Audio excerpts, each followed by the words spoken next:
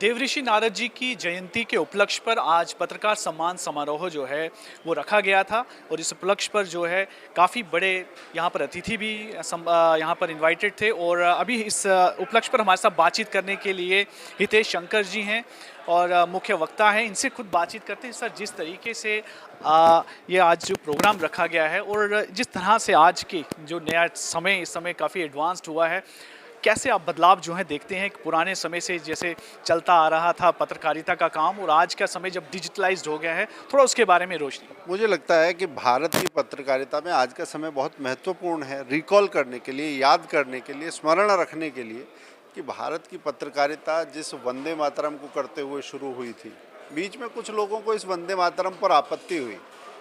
देशभक्ति को कहा गया कि ये आउट ऑफ फैशन है, एंटी एस्टेब्लिशमेंट ही खबरें होती हैं, परंतु नहीं, मीडिया ने बताया कि नहीं, सरकार से बड़े सामाजिक सरोकार होते हैं। और उस सरोकार की अगर बात करते हैं तो बांटने वाली ताकतों के खिलाफ मीडिया एकजुट कर रहा है।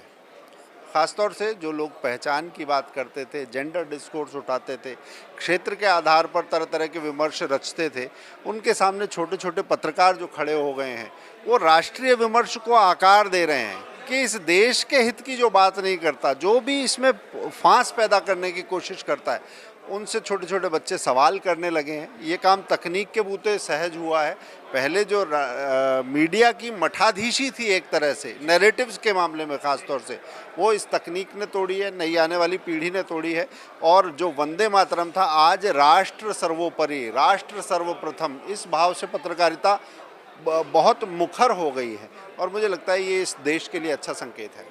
जिस तरह से अगर हम पत्रकारिता के लिए कहें कि एक प्रोफेशनल तरीके से जो पत्रकारिता एक अलग चीज़ है, लेकिन आजकल कुछ लोग जो सोशल मीडिया का सहारा लेते हैं लेकिन आम लोगों की आवाज़ को उठाते हैं, उनकी समस्याओं को उठाते हैं। क्या आप भी समझते हैं कि वे भी उन्हीं के दर्जे की पत्रकारिता, वो भी उसी काबिल हैं क्योंकि आम लोगों की बात उठाते हैं, या आपको लगता है कि उसमें कुछ बदलाव की ज़रूरत है या डिस्ट्रैक्ट हो चुका है कुछ? देखिए, आपने जो कहा उसमें एक बड़े विमर्श की गुंजाइश है। ये तो अच्छा हुआ है कि मीडिया अब बड़े घरानों के मोहताज नहीं है, मेन स्ट्रीम रीडिफाइन हो रहा है, मगर इसके साथ ही हर व्यक्ति पत्रकार है, ये स्थिति नहीं चल पाएगी। क्योंकि सत्य का अन्वेषण अच्छा है मगर अराजकता अच्छी नहीं है।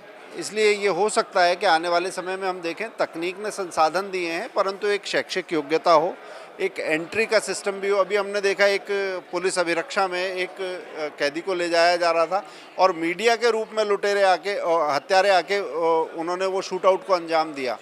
तो कोई भी मीडिया होगा ऐसा नहीं चलेगा। अभी अच्छा लग रहा है, ठीक है, परंतु सच के लिए भी अच्छा है, मगर उस इच्छा के साथ लोगों को आइडेंटिफाई भी करना पड़ेगा, उनका प्रशिक्षण भी करना पड़ेगा, उनकी भाषा सही हो, उनके शिक्षा सही हो, उसके साथ ही उनकी थोड़ी सी चिंता भी, क्या सरकार और समाज उनकी चिंता भी कर रहा है जो मीडिया का काम कर रहे हैं, ये चीज़ें मुझे लगता है आने वाले समय में रिडिफाइन होंगी। तो आपको लगता है कि अभी शुरुआत का ये दौर चल रहा है तो बहुत सारी चीज़ें देखनी पड़ेंगी जिसमें सेटल होंगे, उसे पता चलेगा, लेकिन अल्टीमेटली ये चीज़ें, टेक्नोलॉजी बढ़ती जा रही है और इसमें अब नई नई चीज़ें भी आई हैं, ChatGPT और ना जाने कितनी चीज़ें आ रही हैं, तो ये चीज़ बढ़ेगी ही बढ़ेगी। तो क्या लगता है कि इस पर कंट्रोल करना बहुत ज़रूरी है कि सरकार का बड़ा ज़्यादा दायित्व है या लोगों को खुद से सेल्फ रिस्ट्रेंट होना पड़ेगा? देखिए, लोगों में संवाद करने की इच्छा तो हमेशा से रही है। चाहे भीमबेटका की गुफाओं में पत्थर पर लिख रहा था वो भी इंसान था, और ChatGPT या बार्ड से जो क्वेश्चन कर रहा हो, सवाल कर रहा हो, वो भी इंसान है। मगर हर चीज़ की अपनी सीमाएं थी। पत्थर पर लिखने की अपनी एक सीमाएं थी, कागज़ पर, चमड़े पर लिखने की एक सीमा थी। इसी तरह से अब स्क्रीन का एक टाइम डिफाइन हो रहा है कि कितना स्क्रीन टाइम एक आदमी दे सकता है। ये तो तकनीक की बात है। उसके साथ ही तकनीक अराजकता को जन्म न दे। संवाद करने वाला वो स्वतंत्रता और स्वच्छंदता के बीच के फ़र्क को समझे, ये आवश्यकता है। और मुझे लगता है कि ये भी रीडिफाइन होगी, ये सेटल होगी और एक तरह से तकनीक नया मेन स्ट्रीम रच रही है।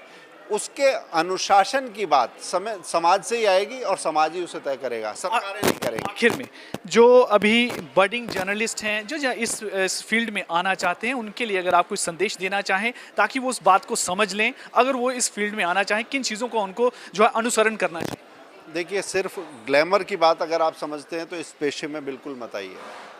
प्राइम टाइम को देखकर आए हैं तो मत आइए, एंकर को सिर्फ देखकर पत्रकार बने हैं तो मत बनिए, क्योंकि एक एंकर के पीछे बहुत बड़ी एक टीम होती है। एक प्राइम टाइम अब रीडिफाइन हो गया है, वो ख़त्म हो गया है, क्योंकि जब डेटा इतना सस्ता हो जाएगा तो ख़ास खबर के लिए 9 बजे का इंतज़ार कोई नहीं करता, वो ट्विटर पर ब्रेक हो जाती है। इसलिए सिर्फ पैसा, सिर्फ चमक ये नहीं, आपके पास फैक्ट होना चाहिए और अन्वेषण की इच्छा शक्ति होनी। अगर ये चीज़ें होंगी तो आप मीडिया में आगे बढ़ेंगे, समाज आपको प्यार भी देगा, सम्मान भी देगा, स्थान भी देगा। बहुत बहुत धन्यवाद। धन्यवाद।